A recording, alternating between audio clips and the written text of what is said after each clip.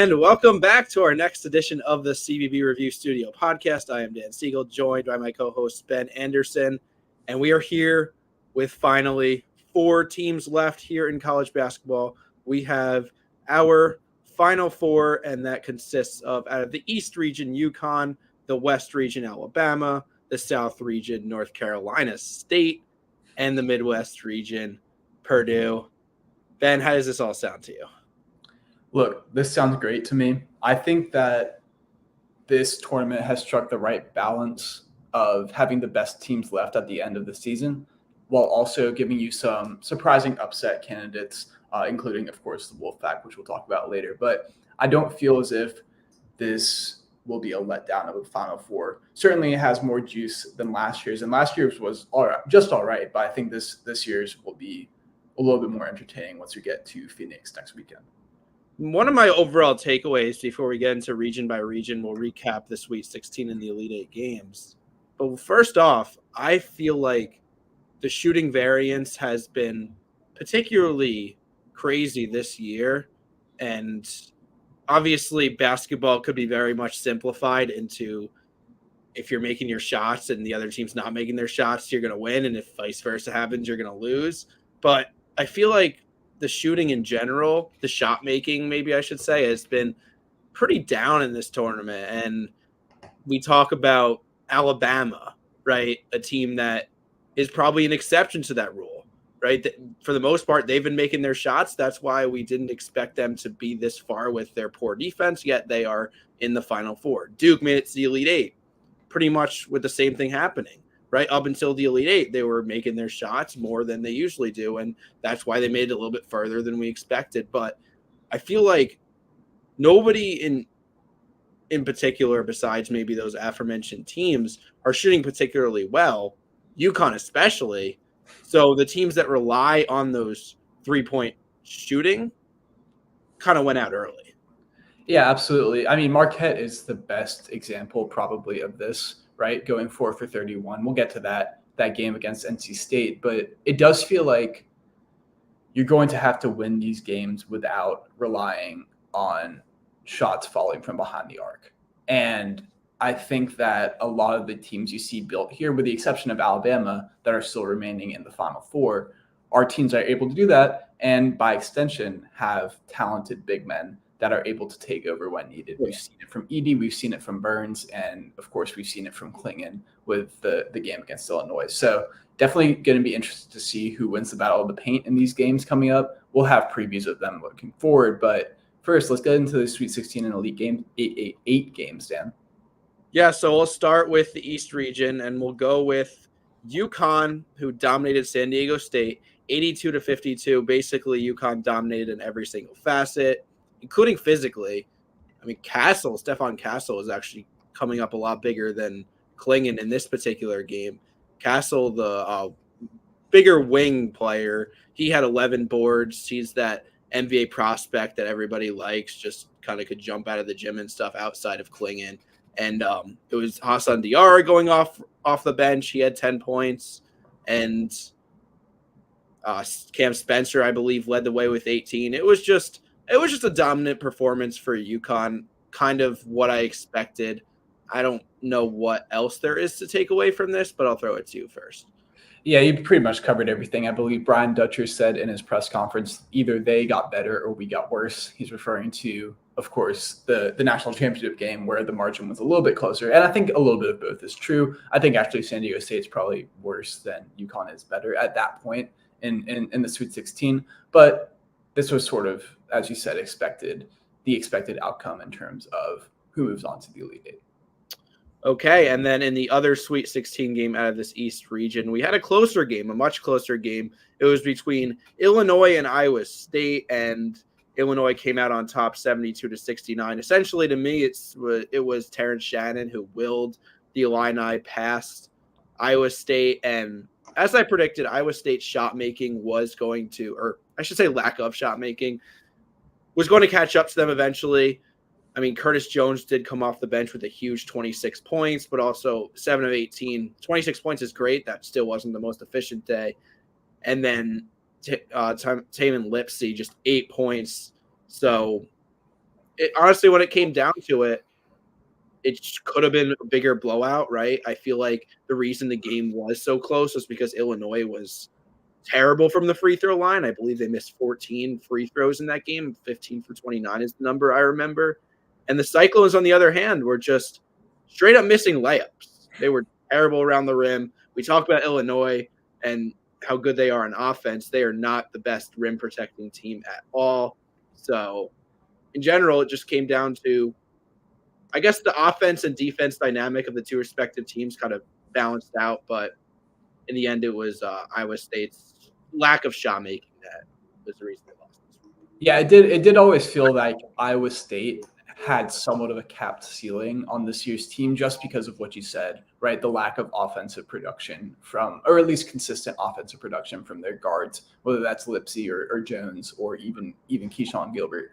But that doesn't necessarily mean that this was an unsuccessful season for Iowa State. This is still very impressive for TJ Otzelberger to get them to the second weekend and the Sweet 16 with the 2 seed, right? You're not complaining here necessarily if you're a Cyclones fan. On the Illinois side, I would agree. It always felt like this game should have been not as close as it was, especially going towards the end. The free throws had a lot to do with it. They also only shot 9 for 29 from beyond the arc, the Illini did. So definitely kept Iowa State in the game for a little bit. But at the end of the day, Terrence Shannon was the best player on the court. And I think that showed in who had the win overall for the Sweet 16 game.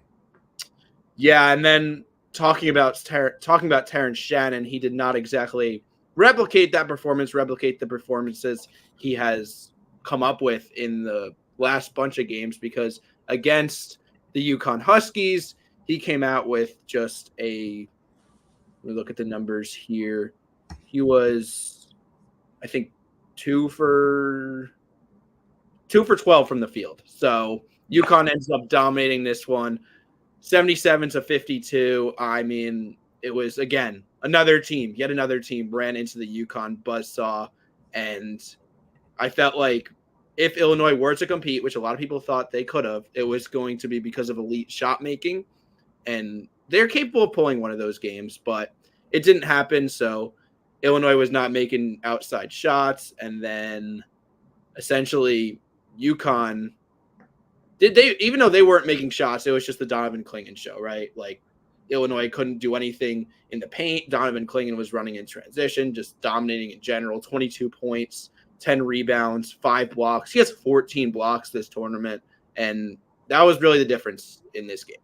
Yeah, absolutely. 3 steals too, by the way, for Clingan. So he put up an all-around performance here. It was kind of a bizarre game plan for Brad Underwood and the Illini in the sense that they just kept trying to foul Clingan out, and he just kept blocking the shots, or altering the shots at least. 5 blocks does seem a little low based off if you watch the game. Felt like a lot more. It felt like every single time Illinois went into the paint, they would just be contested in some way by Clingan. And even when Clingan was off the court, Samson Johnson, I thought, had a really good game as well. There wasn't really that big of a drop-off, in my mind at least, of play between the two big men there. Yeah, but Illinois would pass up open threes and just continue to drive.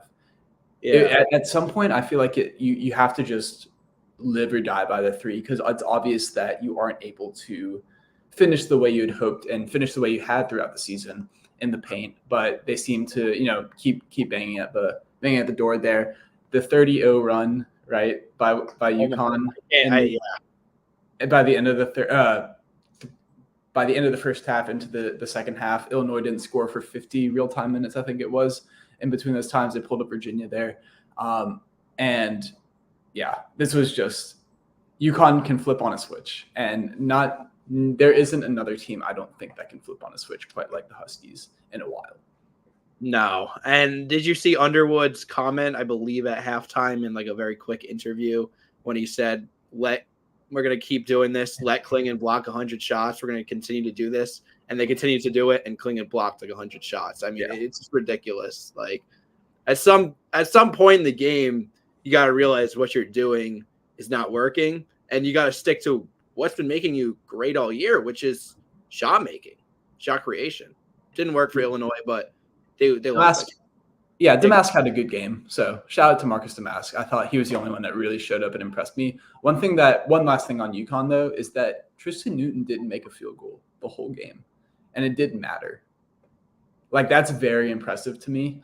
Just that they have the diversity of options in terms of who can score the ball, and it doesn't feel like there's a drop off at any point. So this 8-man rotation that they have with their starters plus Samson Johnson and Jalen Stewart and oh my goodness, I'm forgetting the last player that comes off the bench. Diarra. Thank you, Hassan Diarra. Just there are no weaknesses, and it's very impressive. That's not saying they can't lose, but there isn't a clear weakness. Yeah. Okay. And we're going to discuss the Final Four game. We'll do 2 individual previews with some guests, and we'll have that on later this week. So will somebody get some sort of pressure on UConn, so to speak, before the championship game? I don't know. There's one last team that has a chance, and that is the Alabama Crimson Tide. We'll talk about the West here, but starting with the Sweet 16. Alabama 89, UNC 87. And I guess we've had a lot of games where the results did not go as expected, especially a little bit lower of a point total. But Alabama UNC kind of was what I would have expected out of these two teams. It was probably the best shot-making game since that first weekend. Alabama's defensive deficiencies certainly helped in that respect for UNC to get going, but also, it turns out when you have a 6'11" athletic freak on your side that could shoot off the dribble, that's a pretty major advantage, and that was Grant Nelson for Alabama, who he had 24 points. 12 rebounds, was big on the defensive end as well. I believe he finished with 5 blocks. And the irony of this game was, if you watch from beginning to end, Alabama's game plan, or part of their game plan, was to sag off of the low percentage shooters for UNC, in favor of paying a little bit more attention to the dribble drive and Baycott in the post. So they want to bait the Elliot Cadeaux and the Seth Trimbles of the world to shoot the 3. And early on, each of them made a couple, and they had to adjust their game plan a little bit. But then at the end, the bait of Jalen Withers forcing him into taking that really wide open shot, but he's a low percentage shooter. Jalen Withers shot just a horrible shot in the final minute of a 1-point game, which ended up being a big difference maker. So that turned out well for Alabama. I mean, do you want to start with that? Just, you have so many high profile players on North Carolina. I understand that your shot was wide open. Do you think he should still be taking that shot? Because I certainly don't. No, as I recall, I think it was like 15 seconds on the shot clock left too, so they could have run down the clock even more. It was just a strange shot to take in that situation, and then he compounded the error when he fouled. I can't remember who he fouled, but he fouled someone on the other end. It was an and one opportunity, and that was the game essentially, right? They couldn't score again. North Carolina couldn't score again, and Alabama moves on. You don't want to be taking that shot, I don't think. That's not the reason. That's not the sole reason North Carolina lost, right? RJ Davis did not have a banner night. He went 0 for 9 from beyond the arc. But yeah, if you're Withers, I think this is a shot you simply pass up in this situation. It's very interesting to me that Alabama needs someone to show up each time, and it feels like a different player. This one, it was Grant Nelson, obviously, but also I'm more referring to their second tier stars. So Rylan Griffin in this case had a really good game, and then in the Elite Eight game, Jaron Stevenson obviously came off the bench and just wowed from beyond the arc. So I do feel like for Alabama to win, they need someone each time, and that's what I'm a little bit worried about moving forward. Is what if no one shows up? Because I don't think Mark Sears and Grant Nelson alone can beat UConn, and to be fair, no one feels great about beating UConn, but that's something that's interesting to me. It just feels like they have to be on all the time, and it's hard to be on all the time, as seen in plenty of games this tournament so far. Yeah, but what if they just I don't know. Maybe you want a team like Alabama if you want somebody to bring down UConn, just because at their peak they are so good. And maybe I agree. I agree. But I think it's either going to be like a 3-point game or a 30-point game. Yeah, agreed. Yeah, they could easily get blown out by 35 points, but so is everybody else. So, but not like Alabama. That's you know what I mean? This game could be over at the under 12 mark of the first half. Yeah, and in the Final Four game, that could be disappointing. But we'll get some more of that. You spoke about R.J. Davis and his extremely cold 3-point night. You said 0 for 9. And I believe Caleb Love also was held for an 0 for from beyond the arc in that same night. So that former backcourt duo really struggled. But Arizona comes up short against Clemson. Final score 77-72. Now, I've seen a lot of stuff on Twitter where Clemson's run has been fueled by all this shooting variance and the fact that they have not exactly clamped on defense, but teams have just gone cold from beyond the arc against them. And that's very true, right? Arizona did shoot 5 for 28 from 3-point range in this game, but I feel like I don't want to take credit away from Clemson because, look, Clemson's not the only team that has benefited from this luck. A lot of teams have. And I think you got to give credit to them because they've had the formula. It's not like Joe Girard has been red hot. I mean, at some points he's made some big shots, but they've just had the formula to account for their own lack of production from beyond the arc. And Chase Hunter, the veteran guard, and then their front court. Chase Hunter with that big, of course, and one layup to go up by 2 possessions for the Tigers with about 25 seconds left. This Clemson team is not really someone with a superstar. I mean, PJ Hall is probably the closest you're going to get. I wouldn't consider him a superstar. So I say all this to say, do we give Brad Brownell maybe some credit for this run? It's like I know like we're very skeptical on him as a head coach, but I think that's fair to say. So there's like 2 things here. One is that Arizona has done this before. So you can't necessarily automatically point to Clemson's defense and say they made Arizona shoot 5 for 28 because they do that against Oregon State, right? Or they do that against Stanford or these lower tier Pac-12 teams. This has happened before a couple times to them where they just can't shoot the ball and then they lose. But what Clemson did that the other teams didn't was they controlled the game. It felt like they had the reins for basically the entire match. And that's what really impressed me there. So in that sense, I guess we give Brad Brownell some credit. I mean, he took Clemson to an Elite Eight. This is not a good basketball program, right? Historically, this is not where you win games necessarily. And also, Joe Girard and PJ Hall, supposedly their 2 best players, haven't been all that good in the tournament, generally speaking. So to have players like Shefflin or Chase Hunter or a couple others step up and make big shots, I think that's been really impressive. Chauncey Wiggins, RJ Godfrey.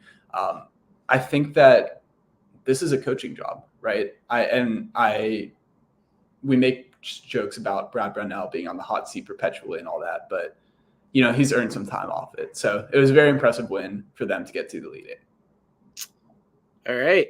Yeah. Umar Balo, by the way, before we get into that, he was a force on the inside, but 1 for 7 from the line on a couple of front ends in that mix. That was definitely costly for the Wildcats. But yeah, no, just Clemson did it their way. And eventually they ran out of gas, or I wouldn't even say ran out of gas, but just ran into a team with a really high octane offense in Alabama in the Elite Eight. Final score, Alabama 89, Clemson 82. And you would think, based on the narratives against Clemson, that when their shooting defense luck, so to speak, ran out, Clemson would have gotten outscored by 20, but they scored enough to be respectable in this contest. They were actually able to get Grant Nelson into some severe foul trouble. He was kind of on and off the bench all game, but then PJ Hall was too. So for Alabama, the storyline for them winning this game was Mark Steers. And of course, you just mentioned it a couple minutes ago in Jaren Stevenson. Steers having 23, and then Stevenson with a bunch of big catch and shoot threes. I believe he finished with 19. And yeah, like Alabama to the Final Four, just a lot of great shot making teams not making shots, and Alabama making shots among that field, and their bad defense, which has still come through, like giving up 82 points to Clemson isn't great, but their bad defense just simply hasn't come to bite them as much as maybe we would have expected pre-tournament time. Yeah, absolutely. I mean, good offense beats better defense in the tournament. I think that's a trend you see even at the highest levels, where you're going to have, it's more likely for you to win the championship with a number one offense and than a number one defense. And that was the case in this game. Again, it's just hard to, I know this is being parroted across, every single college basketball media outlet, but it's hard to beat Alabama when they make 16 threes. That's just the nature of the game. And to stick with it like Clemson did, I think was pretty impressive. Of course, the foul trouble helped with Grant Nelson, but also PJ Hall was in foul trouble. So Ian Shefflin stepped up, had a nice, solid game there, and Alabama just outscored him. I think that was just the story of the game. And that's been the story of the tournament so far, is Alabama just outscoring people, with the exception, of course, of the Grand Canyon game in the round of 32. All right, you ready to move on to the next region? We got we got the South. Yeah, South region. All right, so Sweet 16, we got Duke 54, Houston 51. Not a very good game, as the score would have indicated. Very slow pace, very defensive-minded game. I think really Duke beat Houston at their own style of play, but it's not like Duke has had a lack of these kind of games in the course of the entire season. Only 25 total three-point shots were taken, so as you would have expected, kind of. And I mean, I've talked a lot about bad shot making. You can't really blame that in this game. The shot quality score was only 56-52, so it was genuinely just offenses weren't getting shots, defenses were playing well, and when it came down to it, Duke made a couple more tougher shots. Kyle Filipowski had a few big 3-point makes, and Duke came out on top. Yeah, I mean, the story of this game, of course, is the Jamal Shead injury. He went out in the late first half, and Houston didn't really look the same. They became a lot more turnover prone, which is something I noticed. LJ Cryer struggled with it. Their big struggled with it as well. Whether it's just mishandling the ball, taking charges, things like that, and it felt discombobulated. Houston's offense did. So to be able to keep it as close as they did, honestly, is a credit to the Cougars, when they missed such a valuable piece. But Duke, at the end of the day, made just a couple more shots, like you said, than Houston, and they're on to the Elite Eight. And because it's Duke, they have the talent to say that they can just make a couple more shots, I think, even with a less talented, relatively, Duke team than what we've seen in previous years. All right, and then the second Sweet 16 game in this region, NC State 67, Marquette 58. Before we talk about this game, this is our first NC State official mention on this podcast. Can we just take a moment to acknowledge how absolutely insane this run is, as a team that was playing in the pillow fights of the ACC tournament, won 5 games in 5 days, including a couple of major upsets along the way, and of course that Virginia game, which really they had no business winning, but just several miracles went on their side. Just to get to the tournament was insane. Now NC State's in the Final Four, and they are legitimately winning these games. I mean, in this one, they didn't even have a very good – they had a terrible game from DJ Burns, in fact. He had only 4 points. But now they're just hitting tough shots in the mid-range especially, and then they went 9 of 12 from around the rim. Mo Diarra, who the storyline around him, of course, him observing Ramadan and, the fact that he's not even at 100% strength and health because he has to fast during the daytime, and he's still putting up 11 points and 15 rebounds. I mean, that's pretty incredible. And then most importantly, I think for NC State is they're finally playing to their defensive potential.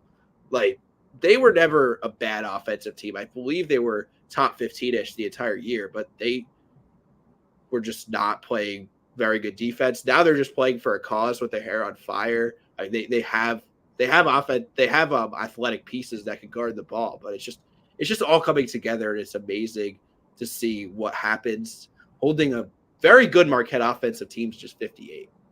Yeah, of course, this may be some recency bias, but if you look at the roster for NC State, it is a little bit perplexing why they were so bad in the regular season. Like, they have really solid pieces, and maybe they have ebbed and flowed. I'll be the first to admit I wasn't paying very close attention to NC State a lot of the time in the ACC because I just thought they were another middling team, right, in that league. But the pieces fit well together. And you mentioned the defense aspect. There's no getting around the fact that Marquette had an abnormally bad shooting night, right? 4 for 31 from beyond the arc. That's some variance right there, right? But also it did feel like NC State was putting pressure on the guards of Marquette specifically. And to not even have that great of a game from DJ Burns, which he still had 7 assists, by the way, so it wasn't as if he was a total no-show there. I just think it was really impressive because outside of Cam Jones and Tyler Kolek, you didn't get anything from Iguodala, really. You didn't get anything from Joplin. You didn't get anything from Mitchell. And Marquette, for all its ceiling potential, I think when they're playing well, they're one of the most fun teams to watch in the country.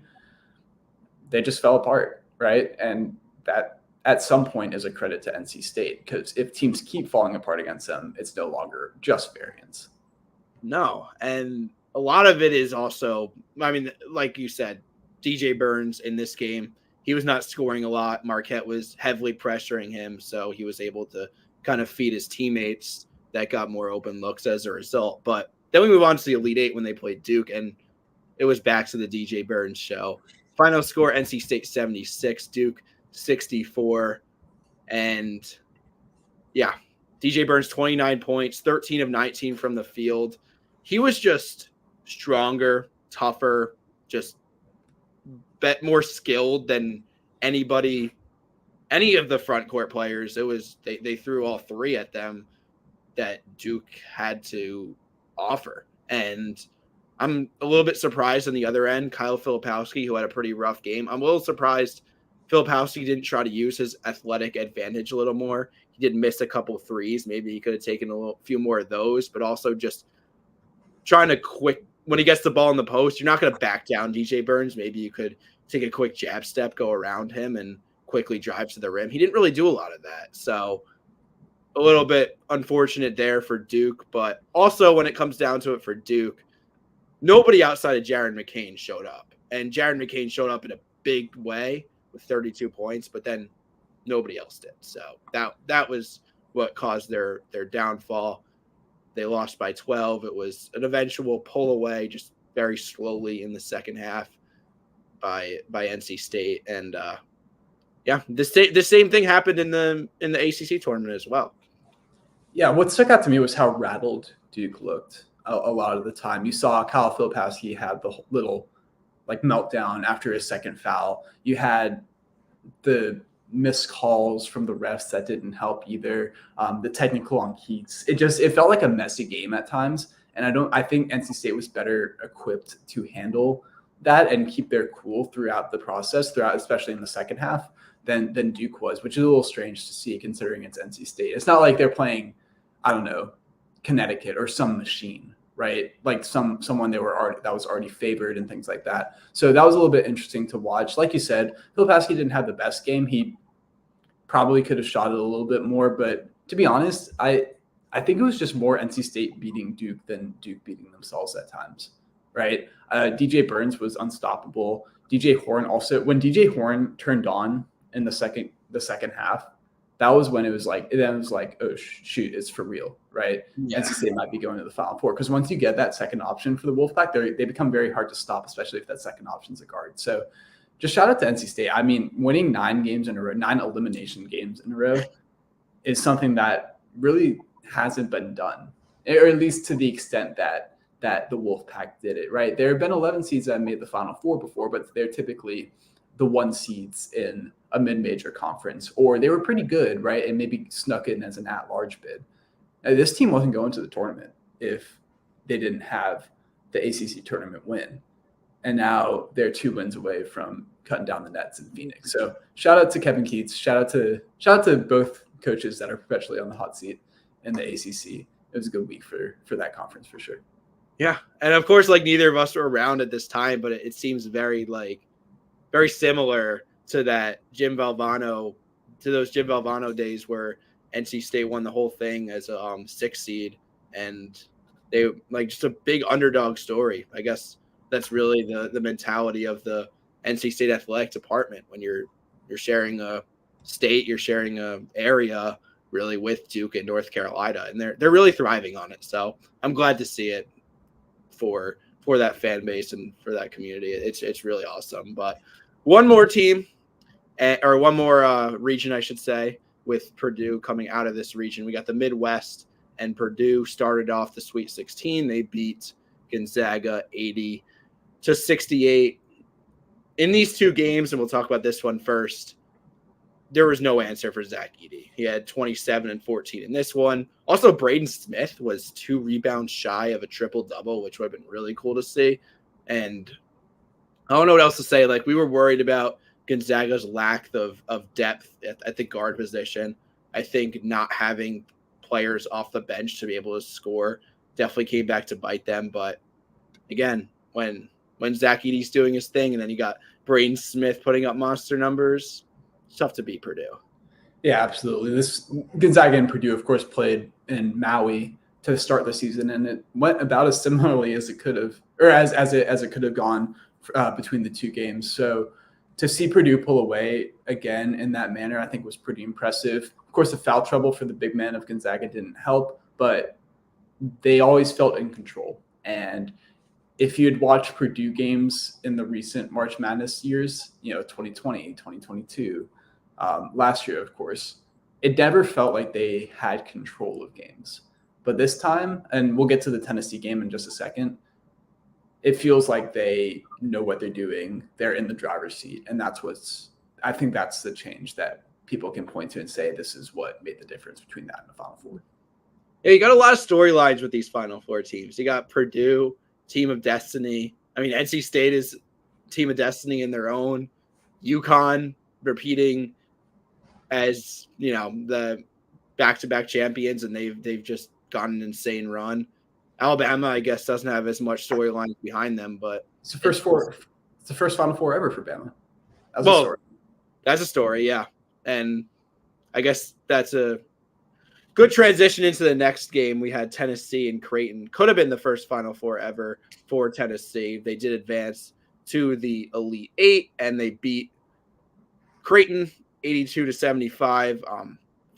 In the second weekend, we finally saw Dalton connect in full form. And this game, he had 24 points. The difference between Tennessee winning this game and then losing the next one, in this game, they got enough from their role players. Josiah Jordan-James was big himself. Zakai Ziegler, who is really a role player in comparison to Dalton Connect, he was huge. And then I guess they just slowed down Creighton's really high, powerful offense enough. But yeah, that was Tennessee, right? If you could get production from your role players, you'll win. And eventually they just couldn't. And that's really what came down to it. And I guess why their season's over. Yeah, absolutely. I mean, I don't have much to add for the Creighton game. I think the Blue Jays kind of ran out of gas a little at the end. It felt like they just couldn't fight back anymore. And especially after playing that double overtime game against Oregon the week before, I think they had a little bit tougher of a road to get to where they were in the Sweet 16 than Tennessee did. And if Josiah Jordan-James, like you said, is hitting 3 threes and getting to the line, it becomes very difficult to beat Tennessee. But as we can see in the next game in the Elite Eight, it was always going to be a competition of the role players here, I think, between Purdue and Tennessee. Edey was always going to get his. Connect was always going to get his. But who was going to step up? Was it going to be Josiah Jordan-James and Jamon Meshack, or was it going to be Mason Gillis or Lance Jones or, Cam Heide or someone like that? I don't know. That's how I viewed this game. And I think that when Lance Jones made that 3 to put him up, it was like put him up 8, maybe put him up 6, something like that. I think that answered my question. But I don't know if I see it that way. I think it was just Zach Edey being even more impactful than Dalton Connect, who had an insane game, right? Edey had 40, Connect had 37, but eventually Connect missed shots, and Edey was just so impactful with his 40, but also, I mean, I talked about this with you. Think about Purdue and their guards, and a bunch of them are I think 3 of them were well above 40% on the season from 3-point range. They're not known as great 3-point shooters. It's just the Zach Edey effect gives them such wide open looks. Whereas a ball dominant guard like Connect, if he's not creating for himself, I mean, I guess, yes, it's the same effect. Like he draws a lot of defensive attention, which creates better opportunities for his teammates. But I think Edey's effect was even more so than Connect. And that's really why Purdue won this game. I see it as Edey outplay, like two Goliaths clashing and Edey coming out on top more than the difference of the role players. I mean, I guess that definitely did come into play, but also I don't think Purdue's role players were that fantastic. Well, they weren't that fantastic, but they were better than Tennessee's. That's sort of where I was getting at. And I think as a result of Edey. Yeah, I will say Edey had more of an impact defensively than Connected on Purdue's defense, in the sense that Jonas Edey wasn't that good. Toby Awaka can't walk down the court without picking up a foul. So now you're going to JP Estrella, and that in the Elite Eight, and that just doesn't become very comfortable, I don't think, for Tennessee. Connect got his. Purdue actually wasn't all that great defensively against Connect. He was wide open for a lot of shots. Frankly, the Boilermakers were lucky he didn't make a little bit more. But ultimately, I would agree with you that the story is Zach Edey. I just think that I was a little bit more scared of Purdue's role players than Tennessee's. Yeah. And in the sense that Tennessee couldn't always dig down on Edey. And if you're going to leave him one-on-one, there's no one on Tennessee that can guard him. So I guess you could say it was Edey, but also at the end of the day, Purdue made a couple shots, and Tennessee decidedly did not. If you take out Edey's, or if you take out Connect's 3-point makes, Ziegler was 1 for 8. Ziegler was 1 for 8, and then James and Gainey made 2 each, but no one else made a 3-point shot. It was 5 total. And that's just not how you really win against Purdue. Also, we talk about Tennessee being a great defense, and they were top 3 in the country, I believe. But their defensive style of pressuring the ball and forcing turnovers. Yes, they had a few turnovers and led to transition baskets, but that's not really the way to beat Purdue, or at least you could beat Purdue that way, but Purdue was very, I guess, aware of that game plan and kind of countered it and was able to find ways to just keep feeding Edey in the post and not let the ball pressure get to them. And they just once Edey gets the ball in the low post or anywhere really, you're cooked. Yeah. But I think they could have probably paid a little more attention to Edey himself fronting him or whatever, not letting him get the ball in the post versus trying to pressure the guards and then kind of matching him up one-on-one. And then once Edey gets the ball, you double team, but it's too late because he's just so good. I mean, ultimately, this was Edey's night, right? And he kind of proved to everyone that it's not the Big Ten refs that baby him, right? Did he foul more than once? Yeah, of course. Did he get fouled more than they called him? Also, probably yes, right? I think it goes both ways. But I'm very happy for Matt Painter. I think to finally get the monkey off his back, as Virginia fans, we know what it's like for a coach to have that release. And, Purdue's going to the Final Four. So there's a lot of great storylines, more so in my opinion, than last season. So I'm very excited to see how these games play out on Saturday. Yeah. And we will have 2 previews coming out, 2 individual previews of the 2 games. Of course, both of them are around 10-point spreads, but we've had a lot of games closer than the larger spreads have indicated. I think in particular that Purdue game could be a lot closer than it indicated. I don't really want to pick against UConn right now, but those are just my initial thoughts. We'll dive very deep into it. We'll have some guests specific to the teams. So be sure to stay tuned to our content at CB Review. You could see our our socials on the bottom of the screen. And of course, if you're watching on YouTube, please subscribe there. But yeah, that will do it for today's episode. Thanks for watching. Thanks for listening, and take care.